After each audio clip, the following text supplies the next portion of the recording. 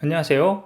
8년차 주재원 노마드 엔지니어 잔마왕입니다. 오늘은 제가 주재원 생활을 준비하면서 그리고 주재원 생활을 하면서 한 번쯤 보면 도움이 될 만한 책들을 추천해 볼까 합니다.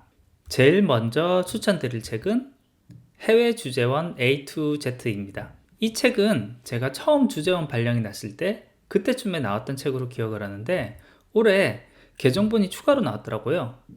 아직 개정본은 전자책으로 못 찾아봐서 읽어보지는 못했지만 이전에 막연히 주재원을 준비할 때 아무래도 가장 큰 도움이 되었던 책인 듯 합니다.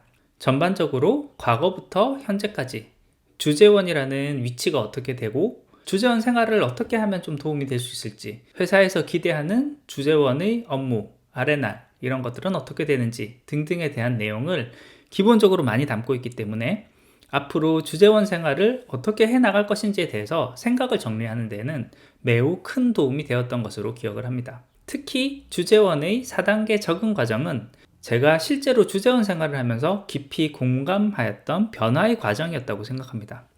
제일 처음 주재원이 되었을 때는 허니문 단계라고 하는데 높은 희망, 자부심, 호기심을 가지고 의욕차게 덤비기 때문에 약간 업된 상태로 주재원 생활을 이어나가게 되다가 2단계인 적대 단계에 들어와서는 그 많은 기대나 호기심, 희망들이 원하는 대로 잘 되지 않는 데서 오는 실망감, 자괴감, 우울증, 불안감, 허탈감 등이 오면서 주재원 생활을 해본 사람이라면 누구나 한 번쯤 겪게 되는 난 누구지? 또 여긴 어디지? 하는 나락에 한 번쯤은 빠지게 됩니다. 그리고 그 다음 단계인 3단계 적응 단계에 들어와서는 그들의 문화를 조금씩 이해하고 그 안에서 나의 자리를 잡아가면서 유연성, 안도감, 조정, 여유를 가지게 되는 그런 단계를 거쳐서 마지막 4단계인 숙달의 단계에 와서는 이 문화에 대한 우호감이 커지고 그 문화 속에 적응해가는 단계, 이 4단계를 거치는 것을 알 수가 있습니다. 오히려 이 4단계에 도달해서는 귀임하고 난 다음에 좀 걱정이 되는 그런 단계가 오기도 하고요. 4가지 단계는 아무리 주재원으로 적응을 잘하는 사람도 또는 적응이 굉장히 어려워했던 사람도 어떻게 보면 모두 겪게 되는 과정이었던 것 같고요. 다만 사람에 따라서 각 단계별로 그 기간은 모두 다 달랐던 것 같습니다. 주재원 생활을 그래도 만족스럽게 잘한 사람들의 경우에는 2단계인 적대 관계가 상대적으로 짧은 편이고 빨리 3, 4단계인 적응과 숙달 단계에 이른 반면에 주재원 생활에 대한 만족도가 낮은 사람들의 경우에는 적대 기간이 길거나 심지어는 귀임하는 시점까지도 적대 관계 상태에서 귀임하는 일도 상당히 많았습니다. 이와 같은 적응의 단계가 있다는 것만 알고 있어도 지금의 내 상태를 한 번 더 살펴보고 미래를 준비하는 나름의 큰 도움이 될 수 있어서 이 책에서 다른 부분은 보지 않더라도 이 해외 주재원의 4단계 적응 단계에 대한 내용만큼은 꼭 한 번은 훑어보고 가시는 것을 추천합니다. 그 다음으로 추천드릴 책들은 좀 나라별로 다르게 설정을 해봤습니다. 먼저 중국으로 주재원으로 나가시게 되는 분들한테 추천한 책입니다. 개인적인 생각으로 그 나라를 이해하기 위해서는 그 나라의 역사를 살펴보는 것이 큰 도움이 된다고 생각합니다. 특히 굉장히 먼 과거보다는 근현대사를 살펴보는 것이 큰 도움이 된다고 생각합니다. 근현대사의 역사가 현재 그 나라의 사람들이 가지고 있는 어떤 사상, 그 다음에 이념, 그리고 가지고 있는 문화에 가장 큰 영향을 미쳤기 때문입니다. 이러한 관점에서 제가 중국에 대한 책을 추천할 때면 언제나 제1순위로 추천하는 책은 바로 사람의 목소리는 빛보다 멀리 간다 라는 책입니다. 이 책은 중국의 대표적인 소설가인 위화 작가의 자서적인 에세이로 총 10가지 키워드를 통해 그가 겪었던 근현대사의 경험과 중국에 대한 이야기를 풀어냅니다. 중국의 가장 아픈 근현대사 중 하나라고 할 수 있는 문화대혁명, 그로 인해 형성된 그들 특유의 아픔과 문화, 이런 것들을 잘 풀어내고 있고요. 이 책을 읽어보면 위화 작가가 얼마나 중국인들을 사랑하고 그리고 실제 겪었던 그 역사를 안타까워하고 아파하는지를 간접적으로 느낄 수가 있습니다. 한 가지 아이러니한 점은 중국의 대표 작가 중의 한 사람인 위화 작가가 쓴 책임에도 불구하고 오히려 중국 내에서는 금소로 지정되어 판매되지 않는다고 합니다. 중국에 대해 논할 때 읽어보면 좋은 책으로 추천하는 두 번째 책은 후흑학입니다. 특히 중국의 관료들이나 고위공무원들 또는 중국의 큰 기업들을 상대하는 사람들이라면 이 책만큼은 한 번쯤은 읽어보길 추천합니다. 서양의 마키아벨리의 군주론과 비슷한 느낌의 책이라고 보면 될 듯한데요. 중국의 군주론이라고 볼 수 있을 것 같습니다. 중국의 고위 공무원들과 기업을 대표하는 오너들이 많이 사용하곤 하는 권모술수의 수법들 그 이면에 흐르고 있는 정서가 이 후흑학 기반으로 꽤 정확하게 짚어내고 있습니다. 제가 주재원 생활을 하는 동안 엔지니어로서의 미션을 받고 일을 할 때는 이 책의 중요성이나 효용은 거의 느끼지 못했었는데 새로 공장을 지으면서 한국으로 치면은 과학기술청에 해당한다고 볼 수 있는 개발구의 고위공무원들 그리고 중국의 큰 건축업체와 엮인 협상의 현장을 몇 번 간접적으로 겪었던 적이 있는데요. 이때 이러한 점을 정말 뼈저리게 느꼈습니다.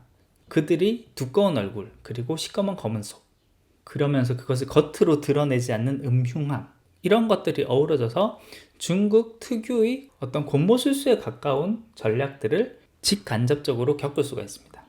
폴란드의 경우에는 사실 추천할 만한 책이 그다지 많지가 않습니다. 아니, 책 자체가 많지 않습니다. 중국의 경우에는 중국이라는 키워드로 나와 있는 책만으로도 웹페이지를 몇 페이지를 넘기는데 폴란드의 경우에는 손에 꼽을 정도의 책밖에 검색이 되지 않습니다. 결국 근현대사에 대한 책을 읽어보면 좋긴 좋을 것 같은데 솔직히 말씀드려서 저도 근현대사에 대한 책을 읽다가 얼마 읽지 못하고 바로 좀 덮었습니다. 저랑 코드가 안 맞아서 그런지 잘 읽히지가 않더라고요. 그래도 그나마 좀 읽히는 책은 2차 세계대전의 마이너리그라는 책이었습니다. 완전히 폴란드의 근현대사라고 보기에는 공산주의이면서 소련의 속국에 해당했었던 기간이 포함되어 있지 않기 때문에 좀 부족한 면은 있지만 그래도 2차 세계대전 때의 폴란드 정황을 상세히 다룬 몇 안 되는 책이라고 할 수 있겠습니다. 이 책을 쓴 사람이 아무래도 전쟁사에 좀 조예가 깊은 사람인 것 같아가지고 지겹거나 거부감이 들 수도 있는데요. 그래도 이 책을 보다 보면 약간 동변상련의 느낌을 가질 수 있는 것이 우리가 일제의 나라를 빼앗겼다가 되찾은 것처럼 이곳 폴란드 또한 나라가 지도상에서 없어졌다가 2차 세계대전 이후 나라를 되찾은 꼴인지라 폴란드 친구들이 가슴속 깊이 흐르는 슬픔, 우울이라는 정서를 이 책을 통해서도 간접적으로 볼 수가 있습니다. 어떻게 보면은 우리나라의 공통 정서라고 할 수 있는 한과 비교하여 깊은 수준으로 이해할 수 있는 기회가 될 수 있지 않을까라고 생각을 해봅니다. 물론 이 2차 대전의 마이너리그라는 책에서는 폴란드만을 다루고 있지는 않습니다.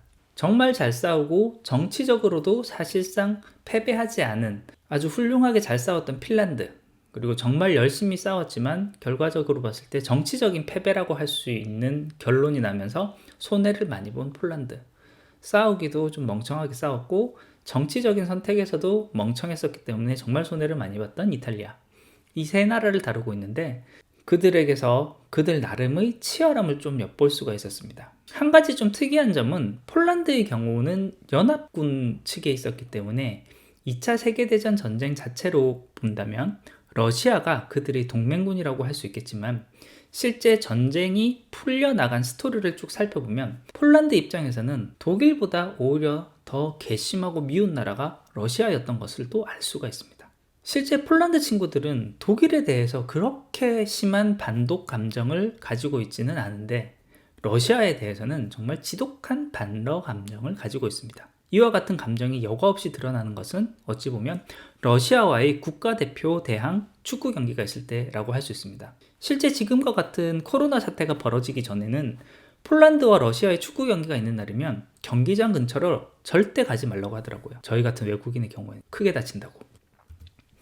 두 번째로 추천하는 책은 삐쳤어요 화났어요입니다. 폴란드 여자와 한국인 남자 부부의 이야기인데 말 그대로 그들의 부부 생활, 그들의 생각 차이를 통해서 폴란드와 한국의 문화 차이를 접할 수 있는 첫 번째 책으로는 아주 괜찮습니다. 기본적인 생활과 관련된 내용인지라 더 공감도 많이 가는 면이 있습니다. 다만 그 생활이 폴란드가 아니라 한국에서의 생활이기 때문에 저처럼 주재원으로 나온 사람에게는 조금 아쉬운 면이 있었습니다. 차라리 폴란드에서의 생활이었다면 더 큰 도움이 되었을 텐데 하는 아쉬움이 있는데요.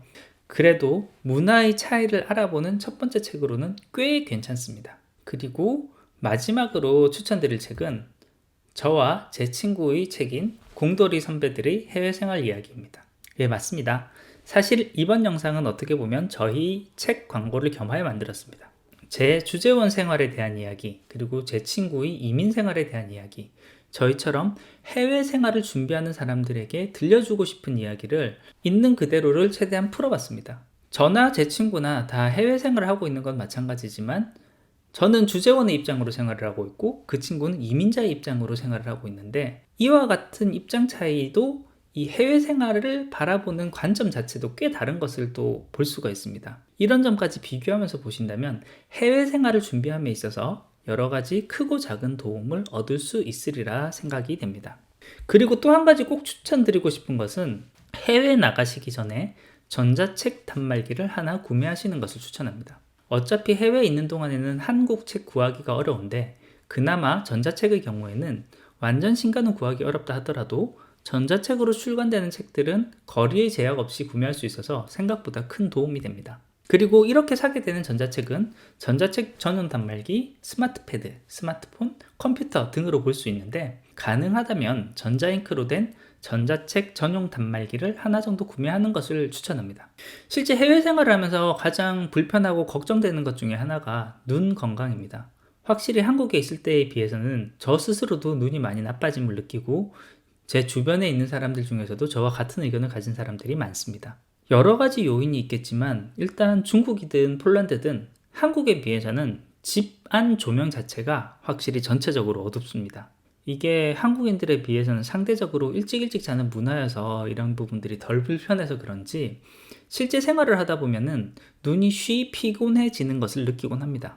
이와 같은 좀 어두침침한 조명 아래에서 전자잉크 이외의 매체로 책을 보게 될 경우에는 그 피로도가 훨씬 더 빨리 심하게 오는 것을 느낄 수가 있습니다. 전자잉크 단말기를 사실 때도 가능하면 특정 사이트, 특정 전자책 서점의 전용기를 사기보다는 앱을 깔아서 사용할 수 있는 범용기를 추천합니다. 그래야 한국 서점의 책도 보고 원서도 읽을 필요가 있을 때 원서 사이트에서 찾아볼 수가 있습니다. 한 가지 안타까운 점은 중국의 경우에는 교보문고가 막혀 있다는 점입니다. 물론 VPN을 쓰거나 우회로를 통하는 방법 등이 있기는 하지만 좀 번거롭기도 하고 인터넷 속도가 느려지기도 하기 때문에 나중에 사용할 때는 잘 사용을 안 하게 되더라고요. 그래서 혹시라도 중국으로 나가시게 되는 경우라면 가능하면 교보문고 이외의 전자책 서점을 하나 더 알아두고 가시는 것이 도움이 될 수 있습니다. 오늘 준비한 것은 여기까지입니다. 조금이라도 도움이 되셨다면 구독과 좋아요 부탁드리겠습니다. 끝까지 들어주셔서 감사합니다.